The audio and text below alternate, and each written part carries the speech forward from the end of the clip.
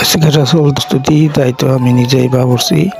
এই যে এখন আমি মাছ করতেছি, মাছ কোটে এই যে চলতেছে, এদিকে মশলা, এদিকে খিরই কাটতেছে, আমি নিজেই মাছ করতেছি। কাটতে কাটতে আমার হাত ব্যথা হলো। এই যে আগুন ধরাই দিলাম, আগুন ধরাই দেওয়ার পরে যে কেরোসিন ঢালতেছি, এই পাশে প্রস্তুত হচ্ছে মাছ।